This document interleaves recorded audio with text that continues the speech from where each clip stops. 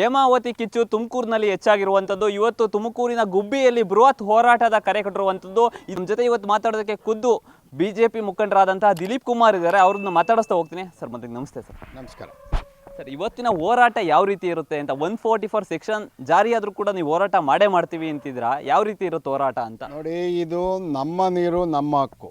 ನಮ್ಮ ನೀರನ್ನ ಕಿತ್ಕೊಳ್ಳೋದಕ್ಕೆ ನಾವು ಹೊರಟಿದ್ದೀವಿ. ಕಿತ್ಕೊಳಕ್ಕೆ ಅವ್ರು ಹೊರಟಿರೋದ್ರಿಂದ ನಾವು ತಡೆಯೋಕ್ಕೆ ರೈತ ಬಾಂಧವರು ನಮ್ಮ ಹಕ್ಕು ಉಳಿಸ್ಕೊಳಕ್ಕೆ ನಾವು ಹೊರಟಿದ್ದೀವಿ. ಗುಬ್ಬಿ ತಾಲೂಕಿನಲ್ಲಿ ಅತ್ಯಧಿಕವಾಗಿ ಎಲ್ಲ ರೈತ ಬಾಂಧವರು ಇವತ್ತು ಅಸೆಂಬಲ್ ಆಗ್ತಾರೆ. 144 ಅಂದರೆ ಅವ್ರು ಏನು ಬೇಕಾದ್ರೂ ಹಾಕ್ಕೊಳ್ಳಿ.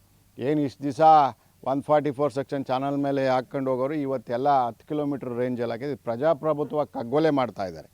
ಇಲ್ಲೀಗಲ್ಲಾಗಿ ಏನು ಎಕ್ಸ್ಪ್ರೆಸ್ ಕೆನಲ್ನ ಲಿಂಕ್ ಕೆನಲ್ ಮಾಡಬೇಕು ಅಂತ ಡಿ ಕೆ ಶಿವಕುಮಾರ್ ಅವರು ಅಧಿಕಾರ ಹಣ ದರ್ಪದಿಂದ ಮಾಡ್ತಾವ್ರೆ. ಇದು ಶಾಶ್ವತ ಅಲ್ಲ. ಅಧಿಕಾರ ಡಿ ಕೆ ಶಿವಕುಮಾರ್ ಅವರೇ ಶಾಶ್ವತ ಅಲ್ಲ. ರೈತನ ಶಾಪ ತಟ್ಟುತ್ತೆ. ನಾವು ಹೋರಾಟ ಮಾಡ್ತೀವಿ. ಯಾವುದೇ ಕಾರಣಕ್ಕೂ ನಾವು ಈ ಕಾಮಗಾರಿ ಆಗಕ್ಕೆ ಬಿಡಲ್ಲ. ಮುಂದೆ ರೈತರುಗಳು ಏನು ನಿರ್ಧಾರ ಅಂತಾರೆ ಇವತ್ತು ತೀರ್ಮಾನ ತಗೊಂಡು ಮುಂದೆ ಹೋರಾಟ ಭಾರಿ ತೀವ್ರವಾಗಿರುತ್ತೆ ಇವತ್ತು. ಸರ್, ಈಗ ಏನೋ ಕೋಮು ಗಲಭೆ ನಡೆದಂಥ ಸಂದರ್ಭದಲ್ಲಿ ಮತ್ತು ಚುನಾವಣಾ ಸಮಯದಲ್ಲಿ 144 ಸೆಕ್ಷನ್ ಜಾರಿ ಮಾಡ್ತಾರೆ. ಆದರೆ ರೈತರ ಪ್ರತಿಭಟನೆಗೆ ಈ ಥರ 144 ಸೆಕ್ಷನ್ ಜಾರಿ ಮಾಡೋದು ಎಷ್ಟರ ಮಟ್ಟಿಗೆ ಸರಿ ಅಂತ? ನೋಡಿ, ಇದು ಸರ್ಕಾರ ರೈತರು ಪ್ರತಿಭಟನೆಗೆ 144 ಈ ಕಾಂಗ್ರೆಸ್ ಸರ್ಕಾರ ಧೋರಣೆ ಏನು ಅಂದರೆ ರೈತರುಗಳ ಮೇಲೆ ಬೆನ್ನಿನ ಮೇಲೆ ಬರೆ ಹಾಕಕ್ಕೆ ಹೊರಟಿದ್ದಾರೆ. ರೈತರುಗಳು ಏನು ಕಾನೂನು ಪ್ರಕಾರ ಅವರಿಗೆ ನೀರು ಏನು ಕುಣಗಲ್ಲಿಗೆ 3 TMC ನೀರು ಬಿಡಬೇಕು, ನಾವು ಅದಕ್ಕೇನು ಅಭ್ಯಂತರ ಇಲ್ಲ. ಇವರು ರಾಮನಗರ ಮಂಡ್ಯಕ್ಕೆ ತಗೊಂಡೋಗಿ ಇವರು ಗೊರೂರು ಡ್ಯಾಮಿಂದ ಸೀದಾ ಪೈಪ್ಲೈನ್ ತಗೊಂಡೋಗ್ಲಿ, ನಮ್ಮದು ಅಭ್ಯಂತರ ಇಲ್ಲ. ಈ ಹೋರಾಟ ನಮ್ಮ ಹಕ್ಕು ನಾವು ಉಳಿಸ್ಕೊಬೇಕಾಗ್ತೈತೆ. ನಮ್ಮ ಮುಂದಿನ ಸಂತತಿ ಮತ್ತು ನಮ್ಮ ತೋಟ ತುಡಿಗಳು ಅಡಿಕೆ ತೋಟ, ತೆಂಗಿನ ತೋಟ ಎಲ್ಲ ಕಮರ್ಷಿಯಲ್ ಕ್ರಾಪ್ಗಳಾಗಿದೆ. ಗುಬ್ಬಿ ತಾಲೂಕಿನಲ್ಲಿ ಆಗ್ಬೋದು, ತುಮಕೂರು ಜಿಲ್ಲೆಗಳಲ್ಲಿ ಹೇಮಾವತಿ ಬಂದ ಮೇಲೆ ಅದೆಲ್ಲ ಮಾರಣ ಹೋಮ ಆಗುತ್ತೆ. ಎಲ್ಲ ಒಣಗಿ ಮಾರಣ ಹೋಮ ಆಗುತ್ತೆ, ಮರಣ ಶಾಸನ ಆಗುತ್ತೆ ನಮ್ಮ ಜಿಲ್ಲೆಗೆ. ಕಾಂಗ್ರೆಸ್ ಸರ್ಕಾರಕ್ಕೆ ಹೇಳೋಕ್ಕೆ ಇಷ್ಟಪಡ್ತೀನಿ, ಇದೇನು ನಿಮ್ಗೆ ಅಧಿಕಾರ ಶಾಶ್ವತವಲ್ಲ. ನೀವು ಬಿಟ್ಟಿ ಭಾಗ್ಯಗಳು ಕೊಟ್ಟು ಈ ಜನಗಳನ್ನ ಮರಳು ಮಾಡ್ಬೋದು ಅಂತ ತಿಳ್ಕೊಂಡಿದ್ರೆ ರೈತರುಗಳ ಮೇಲೆ ಎಷ್ಟು ಟ್ಯಾಕ್ಸ್ ಹಾಕ್ತಿದ್ದೀರಾ, ಏನು ಎಲ್ಲಿ ಒಂದು ಕೊಟ್ಟು ಈ ಕೈಲಿ ಕೊಟ್ಟು ಆ ಕೈಲಿ ಕಿತ್ಕೊತಾ ಇರೋ ಪ್ರವೃತ್ತಿ, ಮತ್ತು ರಿಜಿಸ್ಟ್ರೇಷನ್ ಇರ್ಬೋದು, ಮತ್ತೊಂದು ಬರೀ ರೈತರುಗಳ ಮೇಲೆ ಬರೆ ಹಾಕಿ ತಗೊತಾ ಇರೋದು ಬಿಟ್ಟರೆ ₹1 ಕೊಟ್ಟರೆ ₹10 ಕಿತ್ಕೊಂತಿರೋ ಪ್ರವೃತ್ತಿ ಇದೆ. ಇದು ಒಳ್ಳೆಯದಲ್ಲ ಕಾಂಗ್ರೆಸ್ ಸರ್ಕಾರಕ್ಕೆ. ನಾವು ಹೋರಾಟ ಮಾಡ್ತೀವಿ.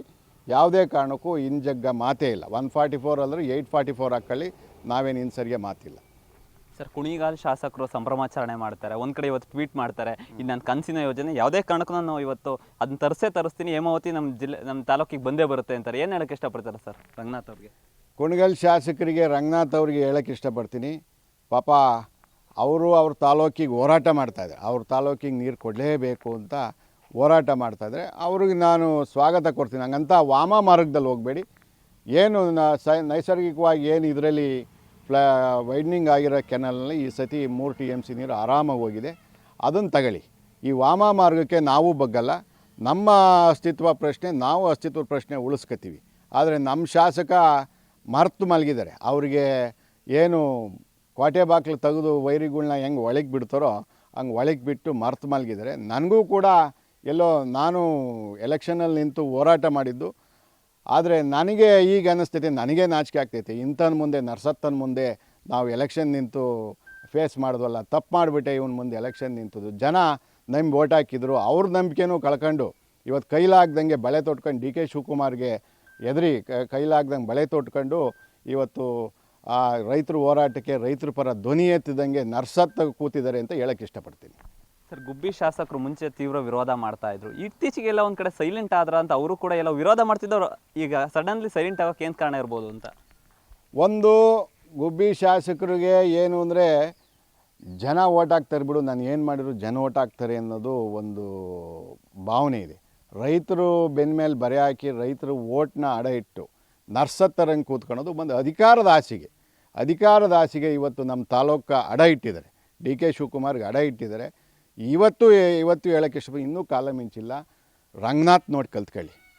ರಂಗನಾಥ್ ನೋಡಿ ಮಾದರಿಯಾಗಿ ನೋಡಿ ಅವ್ರ ಕ್ಷೇತ್ರಕ್ಕೆ ಹೋರಾಟ ಮಾಡಿ ಇಲ್ಲಿ ರಾಂಪುರದ ಕ್ಯಾನಲ್ ಮೇಲೆ ಬಂದು ಕೆಲಸ ಕಾಮಗಾರಿ ಧೈರ್ಯವಾಗಿ ಬಂದು ನೋಡಿ. ನಾನು ಇವ್ನಿಗೆ ಹೇಳೋಕ್ಕೆ ಇಷ್ಟಪಡ್ತೀನಿ, ನರ್ಸತ್ ಮೇಲೆ ಯಾಕಪ್ಪ ನರ್ಸತ್ ಮೇಲೆ ತಾಲೂಕು ಶಾಸಕ ಆಗಿರಬೇಕು, ನರ್ಸತ್ ಶಾಸಕ ಅಂತಲೇ ಹೇಳೋಕ್ಕೆ ಇಷ್ಟಪಡ್ತೀನಿ. ರಂಗನಾಥ್ ನೋಡಿ ಕಲ್ತ್ಕೊಬೇಕು. ರಂಗನಾಥ್ ಮಾದರಿಯಾಗಿ ಅವ್ರ ಕ್ಷೇತ್ರಕ್ಕೆ ಹೋರಾಟ ಮಾಡಿ ನಾನು ನೀರು ತಗೊಂಡು ಹೋಗ್ಬೇಕು ಅಂತ ಹೋರಾಟ ಮಾಡ್ತಾವ್ರೆ. ಇದುವರೆಗೂ ಕೂಡ ಒಂದು ದಿನ ಚಾನಲ್ ಮೇಲೆ ಹೋಗಿ ಯಾಕೆ ಕೆಲಸ ನಡೀತೈತೆ, ಏನಾಗ್ತೈತೆ, ನನಗೆ ಗೊತ್ತಿಲ್ಲ, ನಾನು ಮದುವೆಗೆ ಹೋಗಿದ್ದೆ, ನಮ್ಮ ನೆಂಟ್ರದ್ದು ಮದುವೆ ಇತ್ತು ಅಂತ ಹೇಳಿ ಉಡಾಫೆ ಉತ್ತರ ಕೊಡೋದು ಬಿಟ್ಟು ಗಂಡಸಾಗಿ ಬಾಳು, 4 ದಿನವೇ ಬಾಡು, ಗಂಡಸಾಗಿ ತಾಲೂಕು ಜನತೆ ನಂಬಿಕೆ ಉಳಿಸ್ಕೊ ಅಂತ ಹೇಳಕ್ಕೆ ಇಷ್ಟಪಡ್ತೀನಿ. ಎಲ್ಲೋ ಒಂದು ಕಡೆ ನೀವು ರಾಜೀನಾಮೆ ಕೊಡ್ರಿ ಅಂತ ಹೇಳಿದ್ರೆ ಆ ಮಾತಲ್ಲಿ ಅವರು ಅವಶ್ಯಕ ಶಬ್ದ ಕೂಡ ಆಡಿದ್ರು, ಬೀಜ ಅದು ಇದು ಅಂತ. ಏನು ಹೇಳಕ್ಕೆ ಇಷ್ಟಪಡ್ತೀರಾ ಅವ್ರಿಗೆ ಅಂತ? ಈಗ ಅವ್ರು ಅವ್ಯಾಚ್ಯ ಶಬ್ದ ಬಳಸಿರು, ಫಸ್ಟ್ ಅವ್ರ ಅವೇನು ಕೇಳಿ, ಫಸ್ಟ್ ಅವ್ರ ಇದ್ದರೆ ಆಮೇಲೆ ಬೇರೆಯವ್ರಿಗೆ ಹೇಳ್ಬೇಕು. ಅವ್ರ ಇದ್ದಿದ್ರೆ ಇವತ್ತು ಬಂದು ಚಾನಲ್ ಮೇಲೆ ನಿಂತು ಹೋರಾಟ ಮಾಡೋರು, ರೈತರ ಪರ ಹೋರಾಟ ನಿಲ್ಲೋರು, ಏಯ್ ನಿಮ್ಮದು ಶಾಸಕ ಸ್ಥಾನ ಬೇಡ, ಏನು ಬೇಡ, ಅವರೆಲ್ಲ ರಾಜೀನಾಮೆ ಕೊಡ್ತೀನಿ ಪಕ್ಷಕ್ಕೆ, ಹಿಂಗೆ ಮಾಡ್ತೀನಿ ಅಂತ ಹೇಳ್ಬೋದಾಯ್ತಲ್ಲ. ಫಸ್ಟ್ ಅವ್ರ ಇದ್ದರೆ ಆಮೇಲೆ ಬೇರೆಯವ್ರ ಕೇಳಬೇಕು, ನಿಮ್ಮ ತವ್ವ ಅಂತ ಅಲ್ವಾ? ಅದನ್ನು ಹೇಳೋಕ್ಕೆ ಇಷ್ಟಪಡ್ತೀನಿ.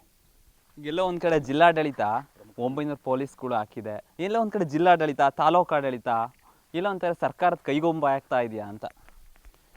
ಜಿಲ್ಲಾಡಳಿತ ಮತ್ತು ತಾಲೂಕು ಆಡಳಿತ ಸರ್ಕಾರದ ಕೈಗೊಂಬೆ ಆಗ್ತಾಯಿದೆ. ಏನು ಮಾಡ್ತೀರಾ, ಒತ್ತಡಕ್ಕೆ ಮಣಿದು ಅವರು ಕಾನೂನು ಗಾಳಿಗೆ ತೂರಿ, ಏನು ಮುಜರಾಯಿ ಇಲಾಖೆ, ಏನು ಕಮಿಷನರ್ ಇರ್ಬೋದು, ತಹಸೀಲ್ದಾರ್ ಇರ್ಬೋದು, ಮುಜರಾಯಿ ಇಲಾಖೆದು ಏನು ಜಾಗದಲ್ಲಿ ಇವತ್ತು ರೈತರು ಒಕ್ಕಲೆಬ್ಬರ್ಸೋ ಕೆಲಸ ಮಾಡಿ ಏನು ಪೂಜಾರುಗಳಿಗೆ ಬಿಟ್ಟಂಥ ಜಾಗ, ಪಾಪ ಅವ್ರಿಗೆ 2 ಎಕರೆ ಇತ್ತು, ಜೀವನ ಮಾಡ್ಕೊಳಕ್ಕಿಲ್ಲ.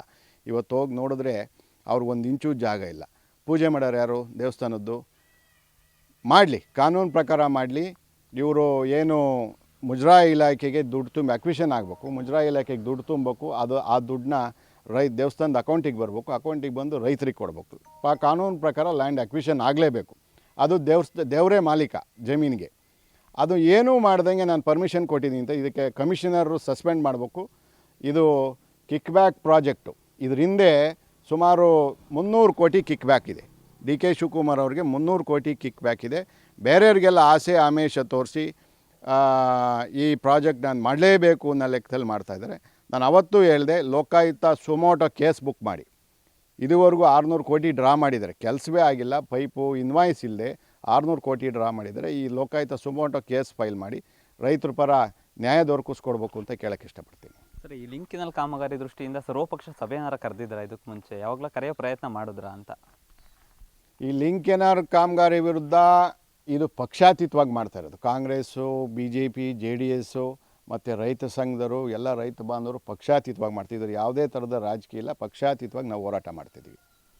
ಸರ್, ಎಲ್ಲೋ ಒಂದು ಕಡೆ ಘಟಿಗೆ ನಾಯಕರಿದ್ದಾರೆ, ಗೃಹ ಸಚಿವರಿದ್ದಾರೆ, KN ರಾಜಣ್ಣ ಅವರಿದ್ದಾರೆ, ಸೋಮಣ್ಣ ಅವರಿದ್ದಾರೆ.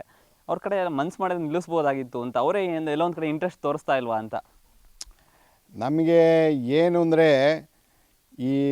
ನಮ್ಮ ಈಗ ಕಾಂಗ್ರೆಸ್ ಗೌರ್ಮೆಂಟ್ ಇದೆ, KN ರಾಜಣ್ಣ ಅವರು ಇರ್ಬೋದು ಮತ್ತು ಪರಮೇಶ್ವರ್ ಇರ್ಬೋದು, ಎಲ್ಲೋ ಅವರ ಅಧಿಕಾರದ ಆಸೆಗೋ ಇಲ್ಲ ಅಸಹಾಯಕರಾಗಿದ್ದಾರೋ DK ಶಿವಕುಮಾರ್ ಮುಂದೆ ಅಂತ ಗೊತ್ತಿಲ್ಲ. ನಮ್ಮ ಜಿಲ್ಲೆನ ಅಧೋಗತಿ ಮಾರಣ ಶಾಸನಕ್ಕೆ ರೀತಿಲಿ ತೆಳ್ತಾ ಇರೋದ್ರೆ ಅವ್ರು ಈಗಲೂ ಕಾಲ ಮಿಂಚಲು. ಗೃಹ ಸಚಿವರು ಇಷ್ಟೊಂದು ತೀರಾ ನಾನು ಅಂದ್ಕೊಂಡಿರಲಿಲ್ಲ, ಇಷ್ಟೊಂದು ಮರ್ತು ಮಲ್ಕತ್ತಾರೆ, ನಮ್ಮ ಜಿಲ್ಲೆ ಕೈ ಬಿಟ್ಟು ಮರ್ತು ಮಲ್ಕಂತಾರೆ. ಅದೆಲ್ಲ ಗೃಹ ಸಚಿವರು ಈಗ ಎಚ್ಚೆತ್ಕೋಬೇಕು, ನಮ್ಮ ಜಿಲ್ಲೆ ಉಳಿಸ್ಬೇಕು. ರಾಜಣ್ಣವರಲ್ಲೂ ಒಂದು ಕೋರಿಕೆ, ಅವರು ಹಿಂದಿಂದಲೂ ನಮಗೆ ಸಹಕಾರ ನೀಡಿದ್ದಾರೆ.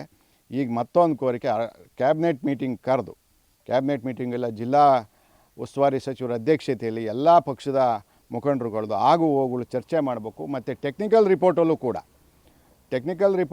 ಕೂಡ ಇದು ವಯಬಲ್ ಅಲ್ಲ, ಇದು ಮಾಡಿದ್ರೆ ಮೂಲ ಪ್ರಾಜೆಕ್ಟು ತೊಂದರೆ ಆಗುತ್ತೆ ಅಂತಲೂ ಒಂದು ರಿಪೋರ್ಟಲ್ಲಿ ಬರೆದಿದ್ದಾರೆ ಅಂತ ನಮಗೆ ತಿಳಿದು ಬಂದಿದೆ. ಆ ರಿಪೋರ್ಟ್ ತಂದು ಚರ್ಚೆ ಮಾಡಿ ರೈತರ ಮುಂದೆ ಏನು ಬಹಿರಂಗವಾಗಿ ಚರ್ಚೆ ಮಾಡಿ, ಆಗು ಹೋಗುಗಳು ಚರ್ಚೆ ಮಾಡದೆ ಅದನ್ನೆಲ್ಲ ಮುಚ್ಚಿಟ್ಬಿಟ್ಟು ಇವರು ಅಧಿಕಾರ ಇದೆ, ದರ್ಪ ಇದೆ ಅಂತ ಮಾಡ್ತಾ ಇದ್ದಾರೆ. ಇದು ಖಂಡನೀಯ ಅಂತ ಹೇಳಕ್ಕೆ ಇಷ್ಟಪಡ್ತೀನಿ. ಹೋರಾಟಕ್ಕೆ ಇವತ್ತು ಕರೆ ಕೊಟ್ಟಿದ್ದಾರೆ, ಈಗಾಗಲೇ ಪ್ರಮುಖ ನಾಯಕರನ್ನು ಬಂಧನ ಮಾಡುವಂಥ ಕೆಲಸಕ್ಕೆ ಈಗಾಗಲೇ ಪೊಲೀಸ್ ಇಲಾಖೆ ಮುಂದಾಗಿದೆ, ಏನು ಹೇಳಕ್ಕೆ ಇಷ್ಟಪಡ್ತೀರಾ ಅಂತ? ನೋಡ್ರಿ, ನಾವು ಕರೆ ಕೊಟ್ಟಿದ್ದೀವಿ, ಪ್ರಮುಖ ನಾಯಕರನ್ನು ಬಂಧನೆ ಮಾಡಿದ್ರು. ಎಲ್ಲರೂ ಪ್ರಮುಖ ನಾಯಕರೇ, ರೈತ ಬಾಂಧವರಿಗೆಲ್ಲ ದಿಲೀಪ್ ಕುಮಾರ್ ಇರ್ಬೋದು, ಸುರೇಶ್ ಗೌಡ್ರು ಇರ್ಬೋದು, ಕೃಷ್ಣಪ್ಪನವ್ರು ಇರ್ಬೋದು, ಶಿವಣ್ಣರು, ಯಾರೇ ಆದರೂ ಎಲ್ಲರೂ ನೀವೇ ದಿಲೀಪ್ ಕುಮಾರು, ನೀವೇ ಸುರೇಶ್ ಗೌಡ್ರು, ಎಲ್ಲ ಆ ರೀತಿಯಲ್ಲಿ ನಾವೇ ಲೀಡರ್ಗಳು. ಯಾವ ಲೀಡರ್ಗಳು ನೆಚ್ಕೊಂಡು ರೈತರು ಹೋರಾಟ ಕೊಟ್ಟಿಲ್ಲ. ಯಾರು ಬರಲಿ ಬಿಡಲಿ ಇವತ್ತೆಲ್ಲ ಪ್ರತಿಭಟನೆಗೆ ಭಾಗವಹಿಸ್ತಾರೆ ಅಂತ ಹೇಳಕ್ಕೆ ಇಷ್ಟಪಡ್ತೀನಿ.